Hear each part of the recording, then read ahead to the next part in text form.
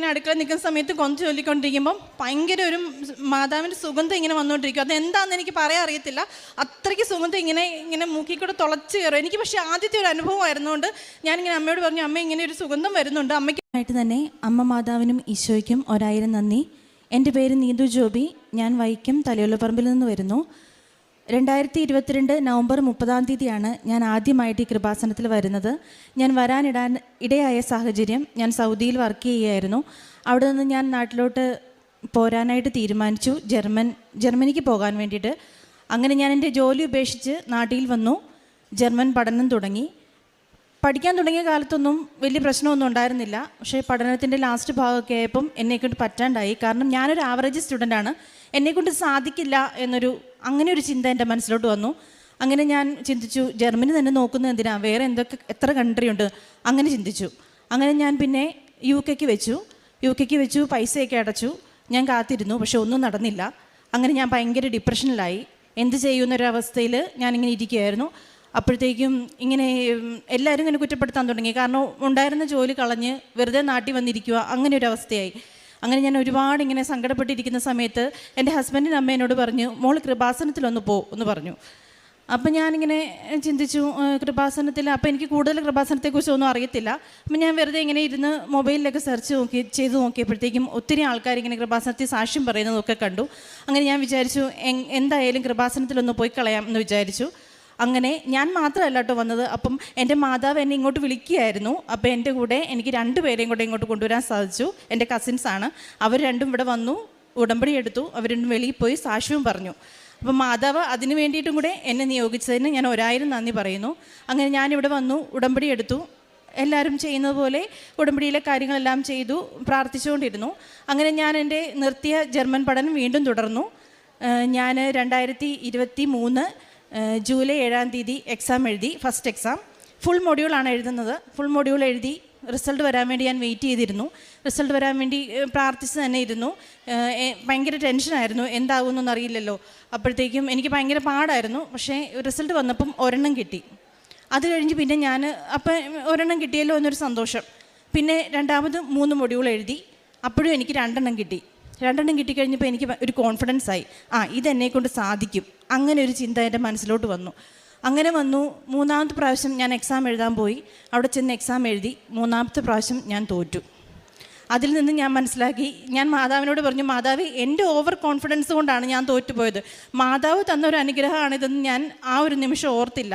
കാരണം എനിക്ക് ഒരിക്കലും അത് എഴുതിയെടുക്കാൻ സാധിക്കില്ലെന്ന് എനിക്കറിഞ്ഞിട്ട് പോലും 2 കിട്ടിയതിൻ്റെ ആ ഒരു ഓവർ കോൺഫിഡൻസിൽ ഞാൻ അങ്ങനെ ചിന്തിച്ചതുകൊണ്ടാണ് അങ്ങനെ സംഭവിച്ചതെന്ന് പറഞ്ഞ് ഞാൻ ഒത്തിരി കരഞ്ഞ് മാതാവിനോട് ഞാൻ പ്രാർത്ഥിച്ചു. അങ്ങനെ 4ാമത്തെ വട്ടം എക്സാം എഴുതാനായിട്ട് ഞാൻ ഡേറ്റ് എടുത്തപ്പോഴല്ലേ എനിക്ക് പേടിയാണ് എക്സാം എഴുതാൻ പോകാനായിട്ട്. പക്ഷേ ഈ 3 വട്ടം എഴുതിയപ്പോഴും എനിക്ക് ഇത്രയും പേടി ഉണ്ടായിരുന്നില്ല. പക്ഷേ 4ാമത്തെ വട്ടം എഴുതാൻ പോയപ്പോൾ എനിക്ക് ഭയങ്കര പേടിയാണ്. ഞാൻ ചെന്നു, എനിക്കറിയില്ല. എക്സാം ഹാളിൽ കയറിയിട്ട് എനിക്കൊന്നും അറിയില്ല, എനിക്കൊന്നും എഴുതാൻ അറിയില്ല. ഞാൻ ആ എക്സാം ഹാളിൽ നിന്ന് എന്താ എഴുതിയെന്ന് പോലും എനിക്കറിയില്ല ഇന്നേ വരെ.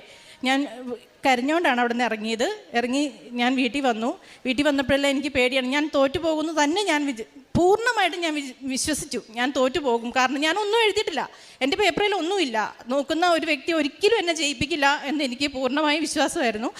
അങ്ങനെ പിന്നെ ഞാൻ പ്രാർത്ഥിച്ചുകൊണ്ടിരുന്നു, മാതാവേ, ഞാൻ എൻ്റെ ഉള്ള ജോലി കളഞ്ഞ് നാട്ടിൽ വന്നതാണ്, നീ എന്നെ കൈവിടരുത്. എല്ലാവരും ചോദ്യം തുടങ്ങി. കാരണം ഞാൻ 3 വർഷമായി വീട്ടിൽ വന്ന് നിൽക്കുന്നു. അപ്പം ഞാൻ കഴിഞ്ഞിട്ട് കൊടുത്ത എല്ലാ ആൾക്കാരും പുറത്തു പോയി.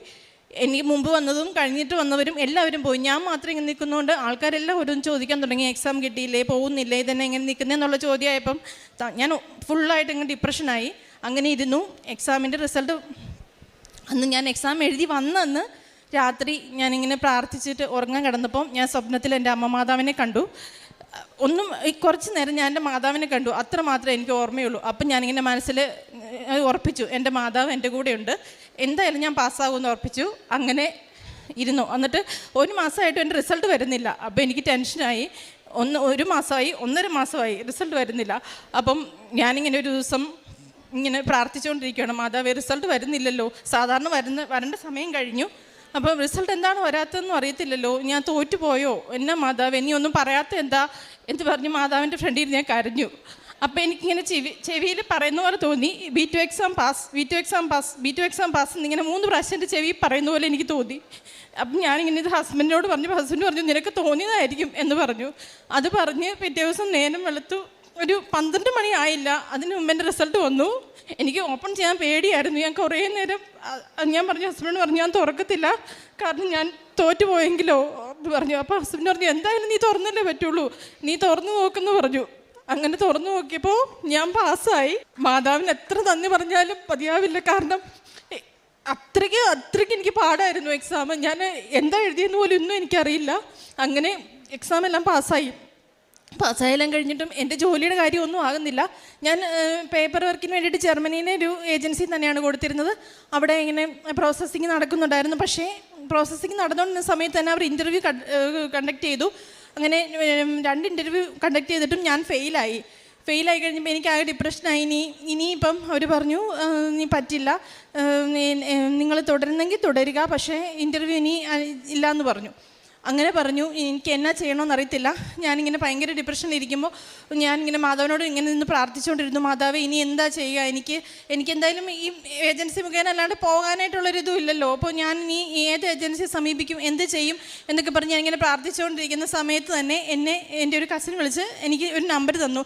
നീ ഇതിൽ കോൺടാക്റ്റ് ചെയ്യണം, നിനക്ക് ഏജൻസിയാണ്, നീ ഇതിൽ വിളിക്കാൻ പറഞ്ഞു. അങ്ങനെ ഞാൻ അവരെ വിളിച്ചു. അവർ സംസാരിച്ച് കഴിഞ്ഞപ്പോൾ ഒരു കുഴപ്പമൊന്നുമില്ല, നമുക്ക് ചെയ്യാം എന്നൊക്കെ പറഞ്ഞു. അങ്ങനെ അവർ പറഞ്ഞു ഒരു 2-3 ആഴ്ച കഴിയുമ്പോഴത്തേക്കും ഇൻ്റർവ്യൂ ഒക്കെ കാണും, ഒരു ഇൻ്റർവ്യൂ കാണും, കുഴപ്പമില്ല, നീ അറ്റൻഡ് ചെയ്യുകയും പേടിക്കണ്ട എന്നൊക്കെ പറഞ്ഞു. അങ്ങനെയൊക്കെ പറഞ്ഞു. അത്ര ഇതായിട്ട് അവർ നമ്മളോട് സംസാരിച്ചു. അപ്പം ഞാനും വിചാരിച്ചു എൻ്റെ അമ്മ മാതാവ് എനിക്ക് കൊണ്ട് തന്നതല്ലേ, എന്താണേലും എനിക്കിത് നടക്കും എന്ന് ഞാൻ വിചാരിച്ചു.